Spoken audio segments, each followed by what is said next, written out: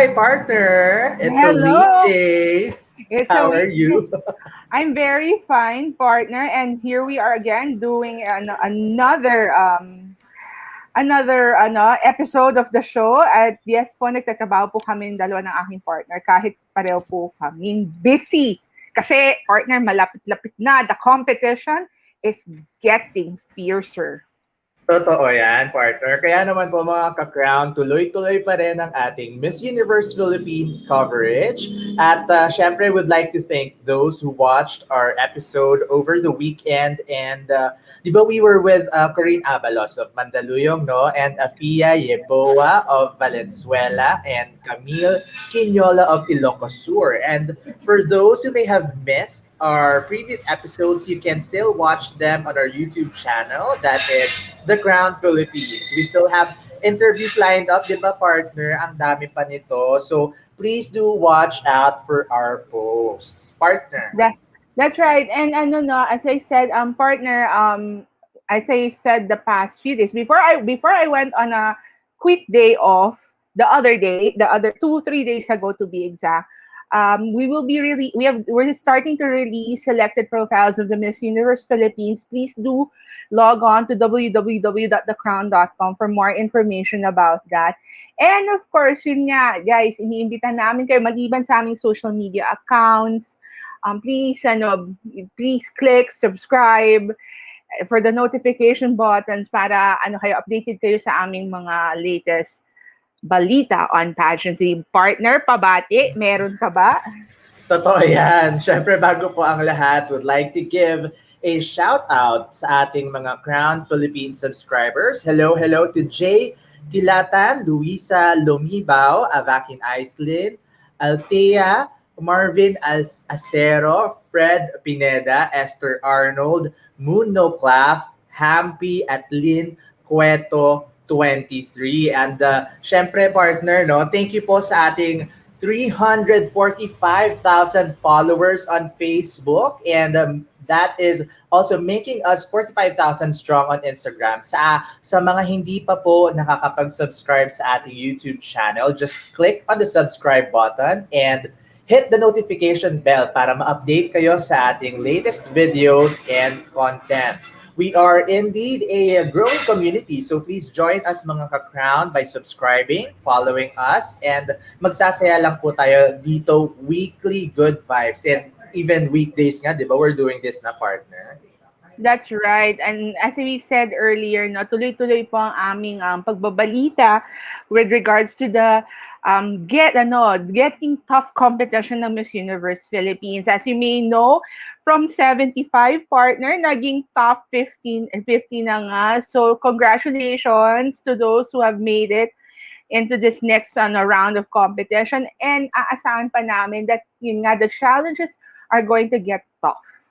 As mayroon pang interview yan. And I heard, partner, we will get to know more about the girls themselves through a special challenge, which, if I'm not mistaken, is the tourism video. So makikita natin, so that's our way of traveling in these crazy times. Now, partner, as we said, no, we're very, very fortunate that we've been given a chance to get to know as many candidates in this edition. And for this episode, we will be traveling to La Union and to Nueva Ecija. Now, partner, when you think of La Union, obviously you think of you think of the waves. After all, siya ang surfing capital or surfing province of the north. And of course, Nueva Ecija, as we all know, is actually one of the provinces na talagang rice granary. So we will get to know the ladies who will be representing these two provinces. And they're both not strange to partner to competing in pageants.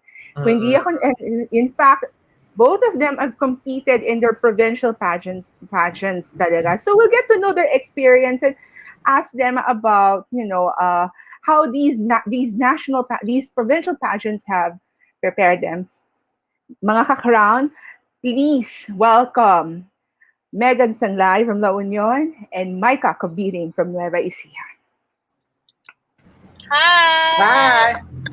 Good Hi, afternoon. Megan. Hi, Micah. Welcome to the Crown Philippines. Thank you. You Thank want you to for say having hi to your fans muna sa ating mga ka-crown? You can start, Micah. Hi, thank you very, first of all, I want to thank Christian and Alexa for having me here and for giving me this opportunity. And of course, I want to thank and greet all the Novo Ecijayas who are watching all around the Philippines and all around the world, and to all the Filipinos who really believed in me. So I hope you're having a great day to everyone. And thank you for supporting me. And please continue to support me in this very long journey. Megan, to your fans and our viewers. Yes, first of all, thank you po Sir Christian and Ma'am Alexa for inviting me. And hi Micah, it's my first time to actually see her. So, yun, I would just want to say thank you sa lahat na nagsusuporta sa akin. And I know that I won't be in the top 50 without your help. And yeah, I hope you get to know more about us sa interview na to. Yan, fresh na fresh partner from the top 50, no? Nga eh. Alright. Yaman lang din naman nasabi na ng aking partner. How have you two been after it was announced nung Sunday that you both made it to the top 50? Because we know that the challenges it was not easy making those challenges. Considering, as we all know, there's a lot of limited resources. Obviously, maswerte kayong dalawa. You are both under, if I'm not mistaken, under a general community quarantine status habang dito sa Metro Manila, modified community quarantine pa rin kami. Let's start with you, Micah. How has it been?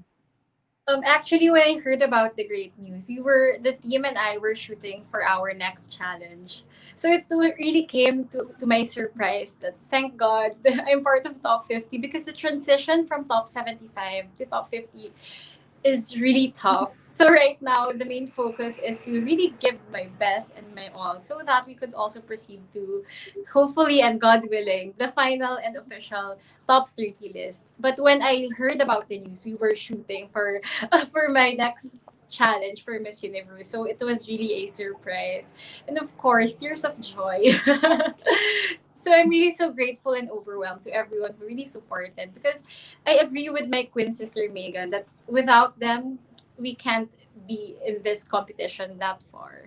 So we really need the collective effort of everyone who believes in us. Megan, what about you? How has it been? Because yun nga, as we've been saying, it's getting a little bit tough after all. And some of these girls na-cut, hindi nyo ba talaga actually nakikilala? So lagasan talaga. It's like a Survivor series. Oh, yeah, true. Actually, it's very funny because I was taking a selfie that time. Nag-shoot kami for tourism video. And while I was taking a selfie, biglang nag-pop sa may taas na parang just posted the photo. So parang, ba't akala ko pa parang wala pa. But then biglang nag-post. Tapos parang I remember nasa third pa ako. So I was so nervous. Pero so thankful at the same time kasi nakapasok ang La Union. Knowing na ang daming magaganda. Sobrang daming can bring home the crown talaga for the Philippines. Partner, you may wanna ask something before. Totoo. Oo, kasi syempre, no, we're very excited with whatever it is pa na ipapakita ninyo, especially dun sa mga forthcoming challenges. But we want to know more about you first, no? So probably we can start with Micah. Micah, how's your life pre-Miss Universe Philippines? Um, Actually, I'm currently working for the government. I'm a government employee. I work for a national agency. So ever since back when I was in college, I'm a scholar ng bayan. So it is really my dream to give back service to our fellow men. So I really pushed to be one of those who will really serve the Filipinos, the Filipino communities, and Filipino families. So I'm working po. So, pero follow up ko lang ng mabilis. How are you handling, I mean, syempre, you're working and then you have these challenges to prepare for the Miss Universe Philippines, di ba? Hindi ba masyadong parang nakakapagod? Sir Christian, I'm really happy that you asked me that because it's really challenging, especially that there are a lot of challenges and of course you need to prepare for this, for that. But I really told my team to have time management because of course I can't I can't just leave my job like that. And especially it's a national agency. So there are a lot of obligations and, expectations, responsibilities that they are really wanting me to also give to our office. So I talked to my team to adjust our shoots to do it during weekends or after office hours. And if ever there are, like, for example, interviews that will really hit working hours, I really coordinate with my office mates and my boss. So what I do is that I start working very early so that in the afternoon, magiging free na po yung time. So it's really about time management. And since I'm passionate in doing both, so I think I can ace this. Wow, I can only imagine, partner, yung kanilang to-do list. No? Siguro ang haba-haba ng listahan nitong mga ating Miss Universe Philippines candidates. How about you, Megan? How's life pre-Miss Universe Philippines? My life before Miss Universe Philippines was actually about my review. I was supposed to take up my board exam for nursing last May 2019 pa. Ay, 2020. But then, nag-postpone siya 3 times. And then, I was so devastated na. Tapos, I started my own milk tea shop. Located lang siya sa my surfing area. So, yun yung pinagkakabalahan ko. And from time to time, parang, dito lang. Parang very simple provincial life lang dito sa La Union. Diba, partner, kung iisipin mo yung mental stamina mo, ang dami mong iniisip, ang dami mong iniintindi, tapos meron pang challenge, kasi hindi mo pa alam kung what's going to be next, diba? So props to these girls and to their teams. Totoo yun, partner. And given the fact that, they're dividing their time between shooting the next challenges and, of course, managing their respective careers. I mean, as Micah said, she's working for the national government, which is obviously not as easy as we think it is, given the situation that we are all in. And of course, Megan is supposed to be, taking what is just 1 or 2 steps away from becoming a nurse, which is her dream. But obviously, right now, it's on hold due to all of these constraints that we're going through now.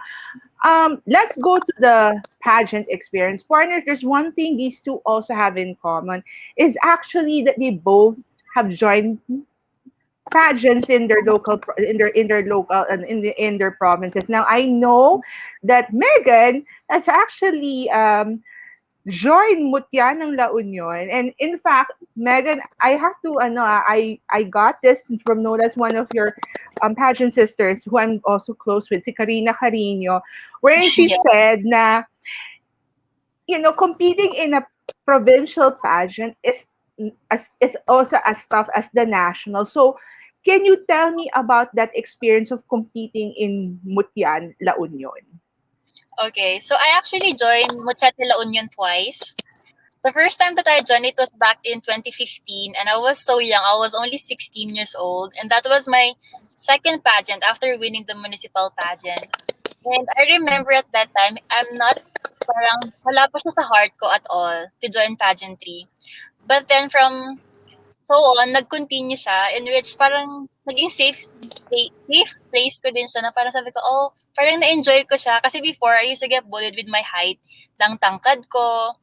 But then, parang naging perfect siya when it comes to pageantry.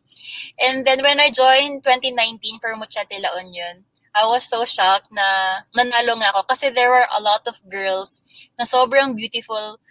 Parang sabi ko nga, it's a very hard pageant then kasi you don't know who will win for that pageant. Which leads me to Micah, because Micah, in your video, you have shared that you have joined pageantry rather, in so many, even when you were young. So can you tell me a little bit of your experience about doing pageantry in Nueva Ecija naman? Actually, I really started joining beauty pageants ever since preschool. And then I stopped when I entered college. And then last 2019, I joined Binibining Cabanatuan City. That was my first big pageant here in our province, and God willing, I won the title.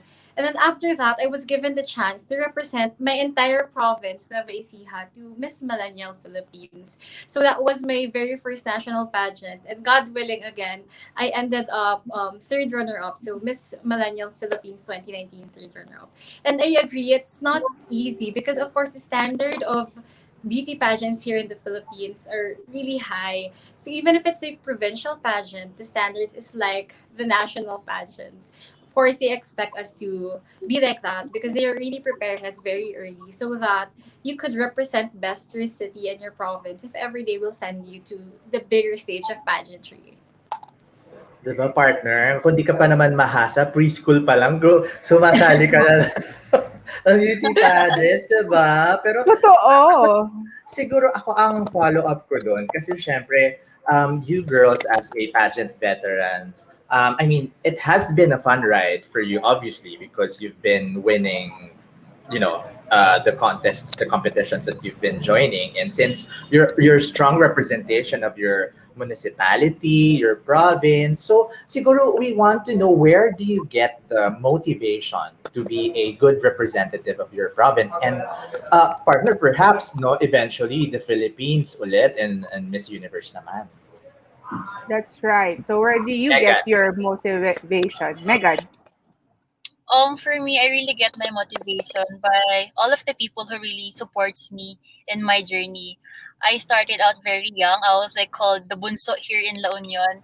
And they've seen me grow up. And I remember telling them, ay sila nagsabi sila sa akin na they really see the potential in me. So that's what keeps me going talaga. Because they have this sweet encouragement, yung support nila every day. And sabi ko nga, I won't be here in the top 50 kung alam mo, kung wala talaga yung mga taga-probinsya ng La Union para dyan. Kaya sobrang thankful ako doon. True. What about you, Maika? Of course, first, this is really one of the things that I'm passionate about. So it's really innate that I really love to perform and to join and to showcase really performing on stage. So aside from that, also my family, my friends, and the entire team support and the team here in Nueva Ecija because I'm just so overwhelmed with all their love, prayers, and support, and it pushes you to do your best, to give your best, so that they will also be proud that you are the one who is representing the province. So it's really the love and the warm support of everyone. Ibang klaseng energy booster yun, di ba, partner? Pag nalalaman mo kasi na marami talagang sumusuporta, kumbaga kahit pagod ka na, parang hindi mo na nararamdaman yun, di ba? Kasi alam mong a lot of people are cheering you on. Exactly, totoo po. Totoo yun, no? Because, yun nga, in a national pageant like Miss Universe Philippines, it can be overwhelming, especially if you don't have the backbone, which is your family and your friends or your supporters, kasi it can get overwhelming. And as we said in our past episodes, sometimes the people that you're supposed to be listening to and focusing on, minsan parang naliligaw na rin kayo kung sino ba talaga yung susundin ninyo.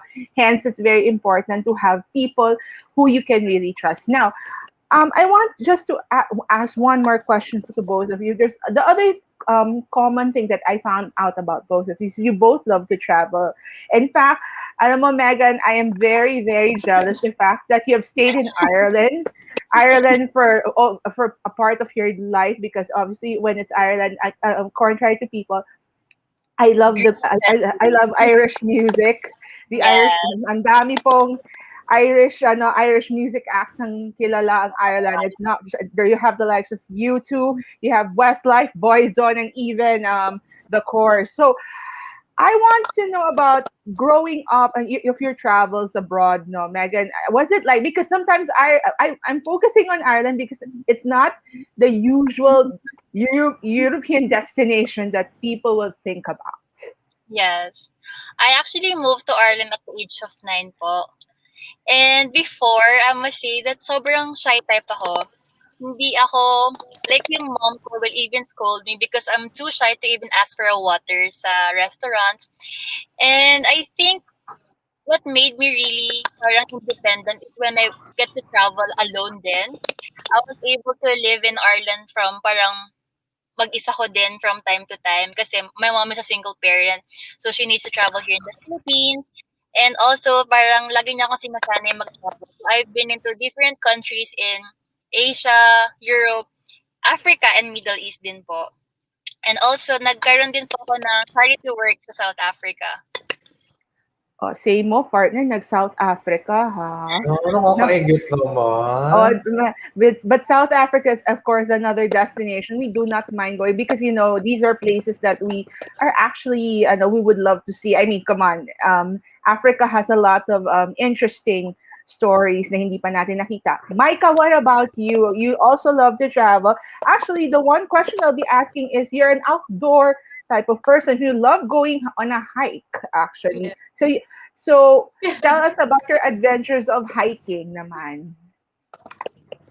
But mom, first, I really want a second emotion with you, Mom Alexa, because I want to be the travel buddy of Megan.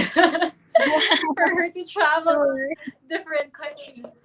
But yes, I also agree that I really love to travel as well. And speaking of outdoor, I really love to hike. I'm more of a mountain person than a beach person because I don't know how to swim. And every time I hike a mountain, it's really relaxing. The scenery, you'll just really appreciate how beautiful Philippines is. And I've hiked different mountains from Luzon, Visayas, and Mindanao way back before the pandemic happened. So it's really one way for me also to distress from work and all the other pressures.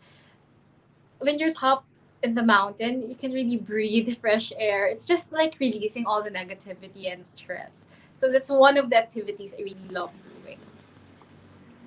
Yun nga. And we hope to have that, we hope to travel again very soon. And we just hope that, that there will be actually a cure to COVID-19 so we can all, travel again, know more cultures. After all, it's different learning it firsthand than, reading about it in books or even watching it online. Now, we have gotten to know both Megan and Micah quite a bit already. Now I will be turning over the next segment to my partner for something that people have always been looking forward to in our show. Partner.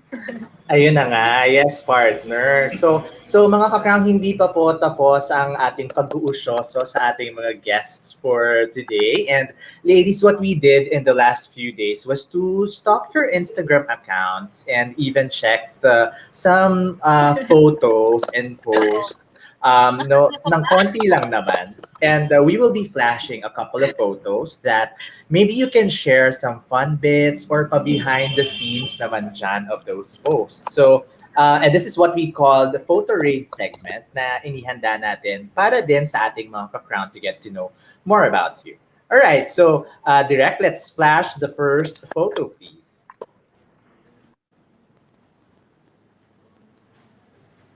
Ayan. So this is from Megan's account. Megan, ano to? Ano ang sarap, nakakagutom naman. Can you tell us more about this? Actually, that time nagbo-vlog po kasi ako. I wanted to show people yung mga best places to eat in San Juan, La Union, which is the surfing area. And actually, yung milk tea po dyan, yung kulay pink, that's actually my milk tea. Yan po yung shop ko. Ay, sige, babalikan natin yung community mo mamaya. Pero ang preskong kumain dito, partner, na parang nakakagana, outdoors, tapos ano ba yan, sa banig? Ano yung kinakain mo Opo, dito? parang merong chicken. Tapos, meron yung parang sausage. Meron din yung Filipino cuisine nila na parang bangus. Yun Ah, but do you know how to cook, Megan? Po? Do you know how to cook? I just started nung pandemic. Yun yung mga nadidiscover nating mga skills. Yes.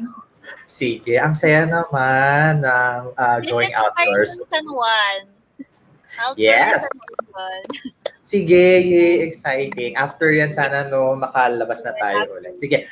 Thank you, Megan. All right. So let's move on to our second photo for today, Direct. Yan talaga yung mga memories na, yung alam mo yun, yung ihip ng hangin. Ayan. Ayan. So we have this one for Maica. Maica, can you tell us more Yeah. about this photo? So this is during the talent portion of Miss Millennial Philippines. So my talent is playing the saxophone. Actually, I fell in love with saxophone way back in college, and I told myself that when I'm working, I will really learn to play the saxophone. And just for the information of everyone, I'm not good in singing. So saxophone is my outlet to playing music. So every time I play the saxophone, it feels like I'm already singing. What's your influence? Why did you get to choose this instrument instead of the others? Thank you, sir, for that question because my course way back in college is broadcast communication, and the next college beside us is College of Music. So one time when I was so stressed, I passed by their college and heard the music of a saxophone, and suddenly there was this connection. I fell in love to that music, and I really told myself that when I'm earning already, I will buy saxophone and I will really learn how to play it. So that's it, sir. Ayun, 'di ba talaga partner 'no, minsan may mga random talaga na mga events that would lead us to a discovery more of ourselves 'no. Gaya nito kay Micah, biglang nahilig siya dun sa pag-play ng saxophone. Hindi ba mahirap, Micah? Parang complicated, hindi naman? Sir, sir, at first I thought it was really easy na when you blow the saxophone, it will start singing. But there's really techniques, there's movements sa mouth, sa lips, and it's really difficult at first. But if you really love it, it will just flow naturally. But of course, sir, at first it was really difficult. The sound was like the horn of a car.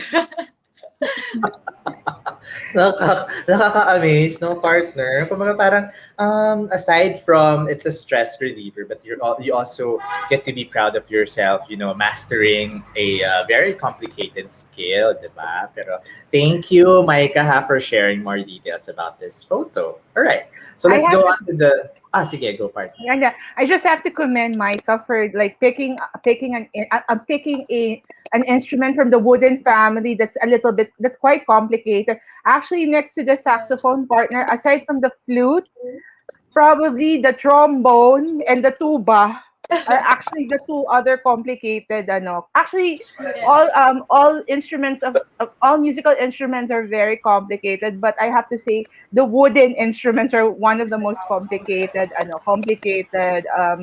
members of the music family talaga. Look, magtatambourine na lang ako, partner, o kaya maracas. Yun pa lang ang na-master ko so far. Mahirap. Nakakahiya. Alam to ni Megan, akala ng marami madali mag-tin whistle, pero hindi din, ha? Totoo po. The tin whistle is actually one of the well-known instruments in Ireland. Parang All right, consulting ko partner. lang po yung nagawa ko doon. See? Okay, partner. Ayan. Sige, we'll learn more about those instruments. Nakaka-inspire, no, partner, to develop yung another skill, acquire another skill. All right. Our next photo, please, direct.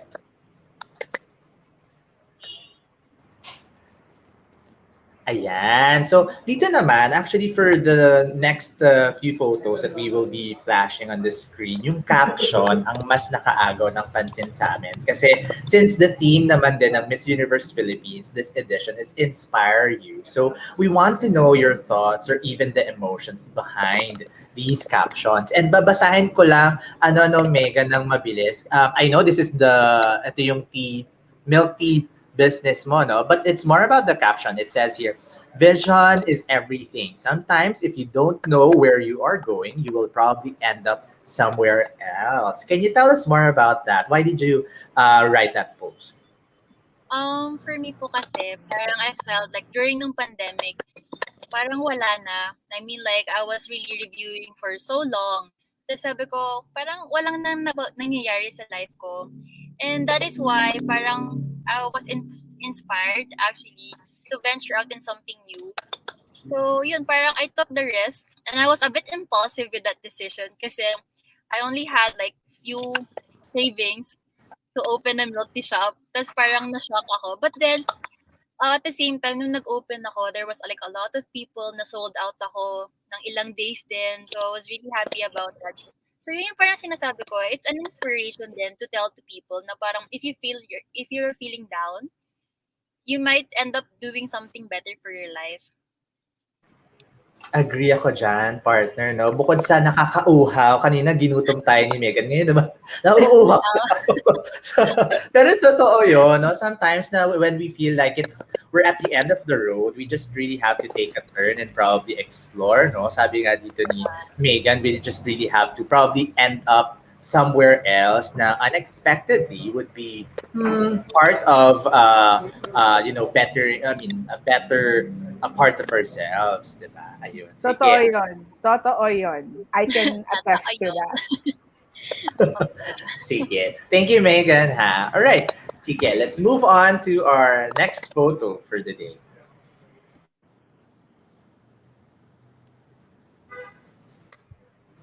Ayan. Habang niloload ni Direk yung ating next photo, naalala ko tuloy yung winter melon. May winter melon ba kayo na Megan? Meron po, meron. Ayan. Perfect. Okay. Ayan. So we now have Maica's photo here, and just like what we had with Megan, no, ang mas nakaka-capture sa amin dito is the caption. So basahin ko lang ng mabilis, Maica. We have low days, but we need to keep moving forward. And then, nako, diba? Ang ganda ng shades ni Maica dito. Maica, can you tell us more about this? Of course, in our life, there's really lots of up and downs, and sometimes you feel sad. There are days that there are just a lot of challenges thrown to you. But what I always keep in mind is that if you're in that state, you need to really move forward. So if a door closed, you need to open the window. Because I remember during that time there were a lot of challenges, not only in my personal life but also regarding family, and then my mom's business closed during the pandemic. So there are really a lot of challenges, but I keep on telling myself, if I just stay in one position and not do anything, I will sink. So I need to really stand and to find different outlets where I could also release that stress. Where can I be more productive? So that's the inspiration behind that. True, agree, no, partner. So, I mean, it's okay not to be okay, but if you're not okay, then find a way to be okay, di ba? Puro kayo okay. Di ba? Pero Yeah, but that's a real. totoo yun. Totoo yun. I mean, I think the situation, I hate to interrupt my partner in this, but given that the situation that we're all in, I mean, sino ba naman ang hindi, Yes. who might get depressed given that hindi ka na nga makalabas ng bahay or you have these constraints. But at the end, sometimes there are things that you will just discover along the way na kaya mo palang gawin. I mean, you know, maybe it's me being an ate to these two as well, but sometimes, there are things that are surprise, are slowly showing you where the light is after all. Yan, totoo yan, partner. So, yeah, thank you, Micah and Megan, ha. I'm sure you have inspired our viewers through your post. And di ba nga, kaya nga, partner, importante din kasi na we be responsible with what we post online because it reflects how we view life and it can actually influence someone else's perspective in one way or another. Especially for these girls because, syempre, a lot of people are looking up to them, di ba? Especially the young girls.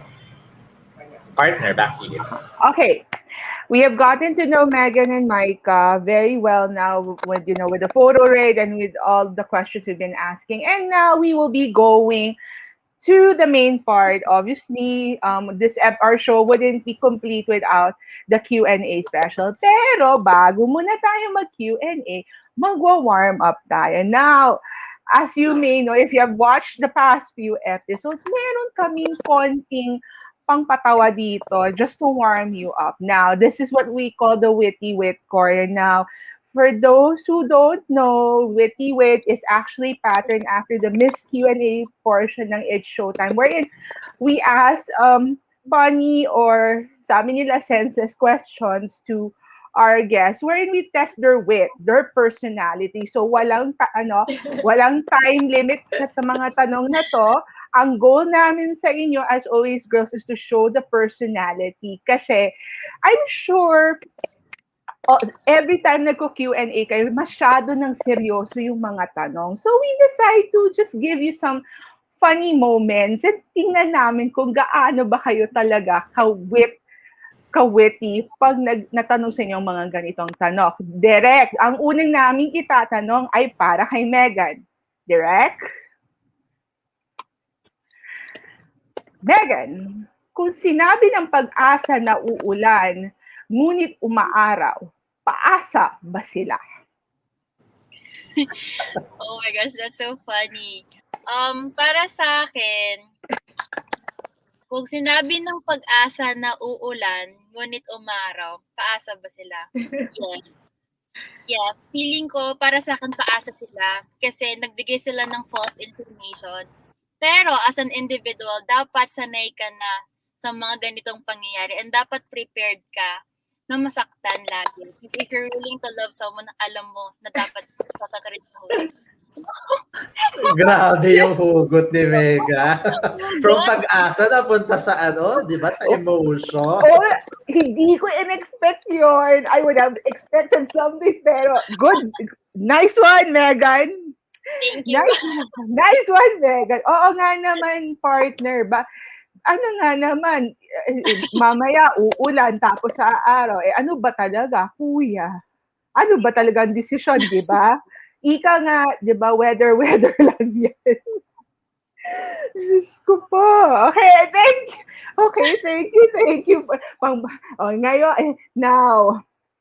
Okay, next question direct for Maica. Maica, sa iyong palagay, ano ang pinaglalaban ng matapang na kape?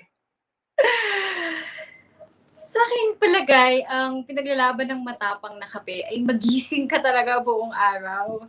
Pinaglalaban niya yun para ikaw din ay tuloy-tuloy din ang iyong laban sa buhay. So, kailangan umaga pa lang, gising na gising ka na para hanggang sa gabi. Gising pa din ang diwa mo at ready ka na lang matulog.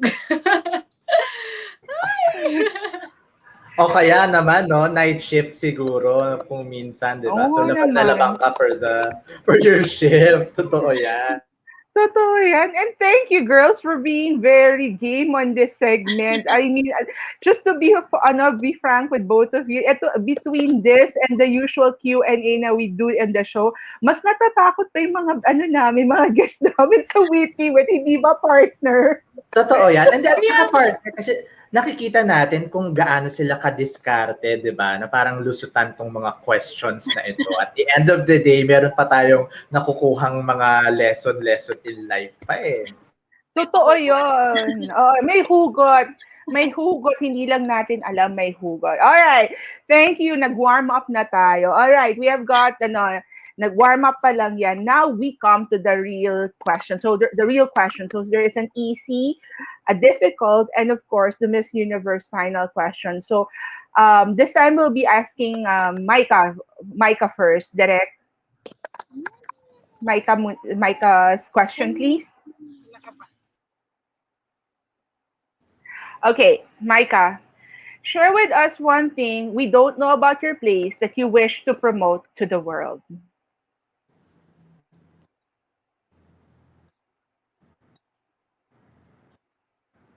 Again, Maica, share with us one thing we don't... Ecija is actually an agricultural province. So one thing really I really want to promote is the agribusiness here in Nueva Ecija, because I really want to push people to support local businesses, especially the farmers. They're really innovative with the products they have, because aside from being the rice granary of the Philippines, we have a lot of other agricultural products, and it's really very healthy. So now that we're having this pandemic, it's best that we support local, we supported our farmers, and at the same time there are a lot of innovations of agricultural products. So that's one thing I really want to promote in our province, is to support local, to support agribusinesses, and to support our farmers. Thank you for that. And you know what, Maica, I'm very happy to hear that, because I've gone to Nueva Ecija a couple of times myself. And parang to me it was all about the rice. It was all about the rice. I never knew.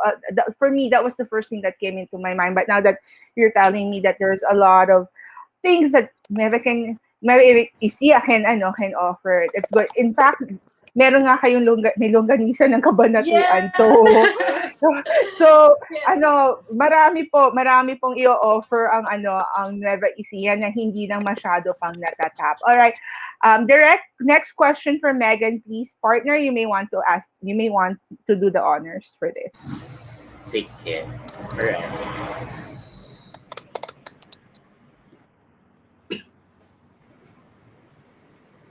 Parang I think na okay, wait lang. I think something is medyo nagkabaliktad lang ng tanong silang dalawa. So I will fix that. The question for you actually, Megan, was La Union is actually known as the surfing capital of the North. Aside from the surfing capital, what is the one thing that you also want people to know about La Union? For La Union, our goal is to be the heart of Northern Luzon, the heart of agritourism, the heart of Northern Luzon for the year 2025. And that's what I want people to know, that we are also rich in agricultures, not only with our waves, our sands, and our beautiful tourist and beach spots. I must say that we can also include yung agriculture and the tourism together. Meron kaming mga grape picking, we also have pottery, and which I'm very much proud of because we're also promoting the locals and talaga yung mga brands namin dito. And that's what I want to promote to the world. Thank you. Okay, good. We should love our own, definitely. Di ba, no, Yes. partner? Ang saya ng na-experience ko na yung grape picking. Yan, ang saya niya. Opo. All right.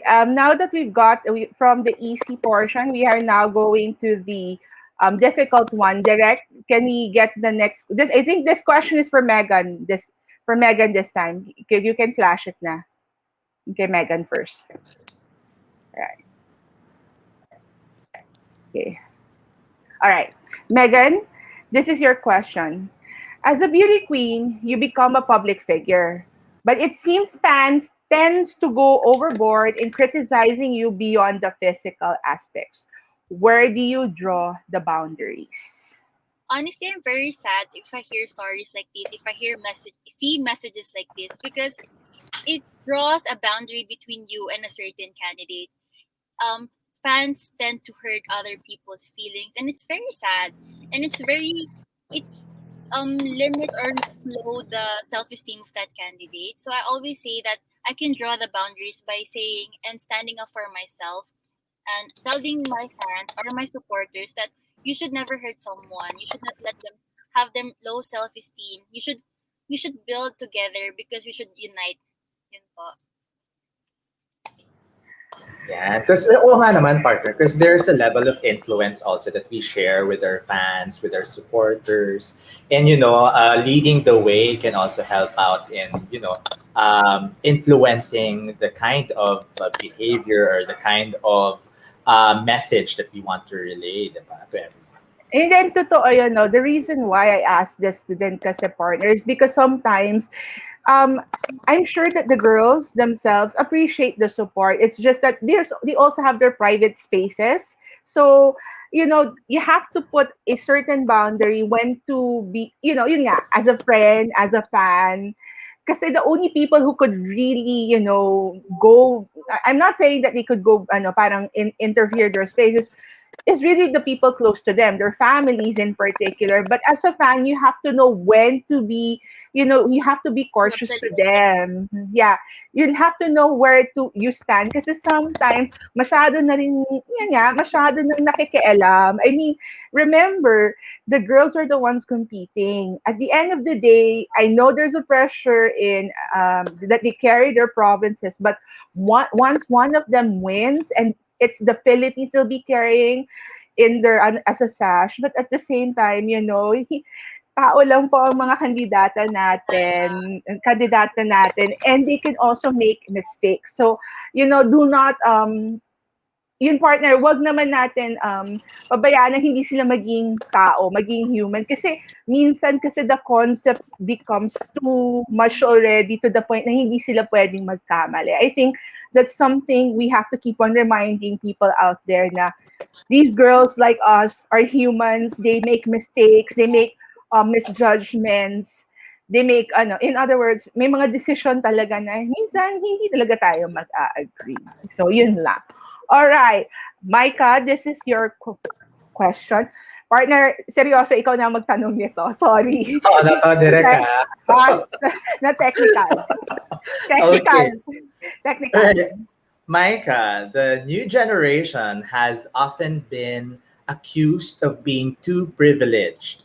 How will you convince others that this generation is not as spoiled as they claim it is? I will repeat the question. The new generation has often been accused of being too privileged. How will you convince others that this generation is not as spoiled as they claim it is?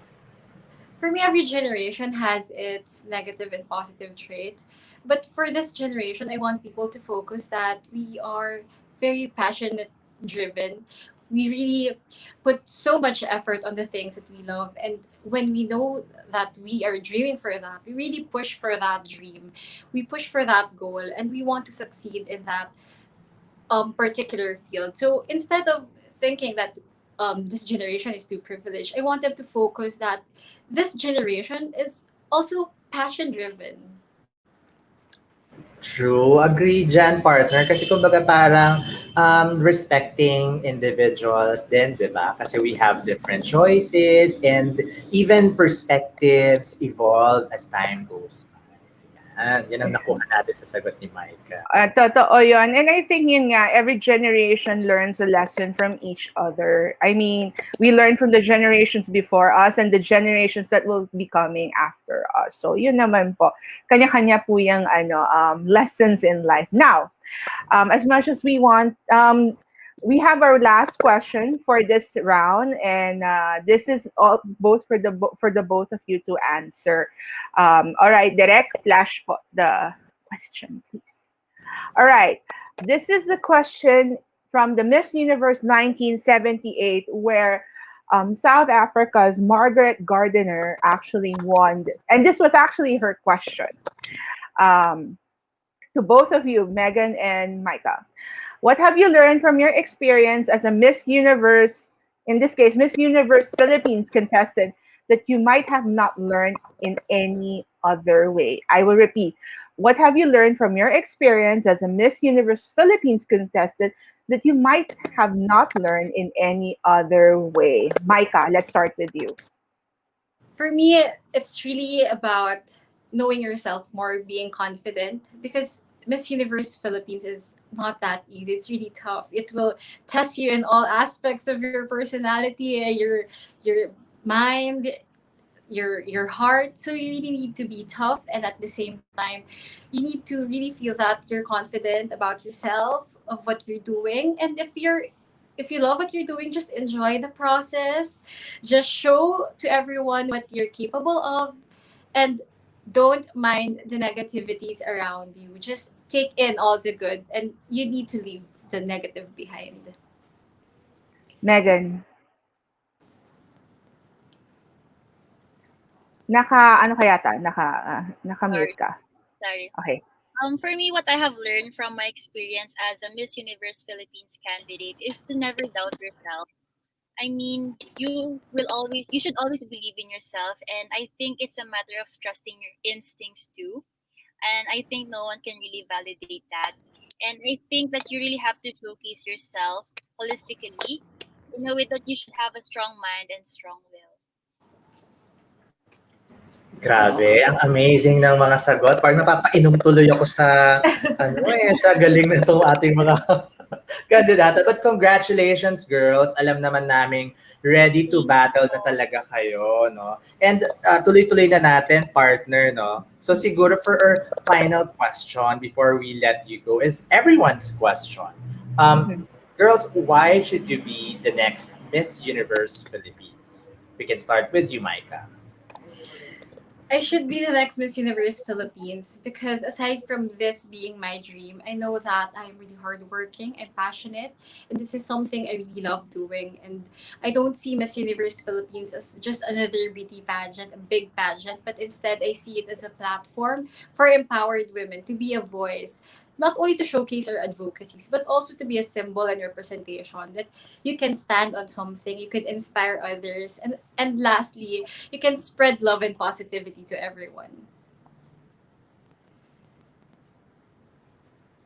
Mega, what about you? Why should you be the next Miss Universe Philippines? To be a Miss Universe Philippines, it takes a lot of courage and bravery. You need to be an anchor of hope and faith to other people to be able to inspire and empower them. And I believe that I can do that and I can be the next Miss Universe. Wow, partner, finals na ba? Diba? Finals na ba talaga? But yeah, thank you girls ha. And overall, Thank you thank you so for letting much. us Thank you know po for more inviting us. about you. Yes, and inspiring us through your stories. And again, before we let you go, we just want to give the floor back to you kung meron kayong gustong Please do. pasalamatan or i-promote, especially your social media accounts. Where can they follow you? Megan, you can go first. First of all, thank you po for inviting us. It's such an honor to be parang invited here sa page nyo. And I just want to say thank you sa lahat ng sumusuporta sa akin since day one. I always say that I won't be in this spot kung wala yung mga boto nyo every day. And I know it's very hard kasi not a lot of people really have the access to technology nowadays. Pero they're still making an effort. So thank you so much talaga. And to the whole province of La Union, maraming maraming salamat po sa tiwala nyo sa akin. And I promise I will do my best for the Miss Universe Philippines. You can follow me sa aking mga social media accounts at Megan Sanglay 23. Thank you. Yan. Thank you, Micah. First of all, I really want to thank Christian and Alexa for inviting me here, for giving me this opportunity to tell my story and to be heard. And I agree with my twin sister Megan when I also saw the message from the Qrown. Really feel kilig because this is the crowd. This is a different pageant platform. So I really said yes immediately. No second thoughts. Yes. And also I really want to thank you for giving me this opportunity to bond with my twin sister Megan because she's the first twin sister I was able to bond with virtually, and it feels great to know one of the twin sisters not only through photos and other posts. And at the same time, I would really want to thank my family, my friends for always supporting me, and my team support for always being there for me, and my makeup artist for today, AJ Bernardino, and my handler, Sherwin Kibinko, and Doc Hardy, my accredited partner. But above all the Nova Ecijanos, all the Filipinos who really believed in me. And I'm so happy that we are still here. We are part of Top 50, and hopefully you will really continue supporting me, praying for me, and sending all your love all throughout this journey. So, maraming salamat po sa inyong lahat. And at the same time, I'm so overwhelmed still. But I'm really hoping that all throughout this journey, I have that support behind my back to really push me up. And at the same time, if you want any updates from my Miss Universe Philippines journey, you can follow my Facebook, Instagram, and TikTok. It's just Maica Kabling Martinez. My entire name. Ayan, there you have it mga ka-crown. Thank you again to our 345,000 followers on Facebook and for making us 45,000 strong on Instagram. And sa mga hindi pa po nakakapag-subscribe sa ating YouTube channel, just click on the subscribe button and hit the notification bell para ma-update po kayo sa ating latest videos and contents. Partner! Yes, and please don't forget to log on to www.thecrown.com, wherein we'll be updating more information about the Miss Universe Philippines competition, which is getting getting tough, as we have said earlier.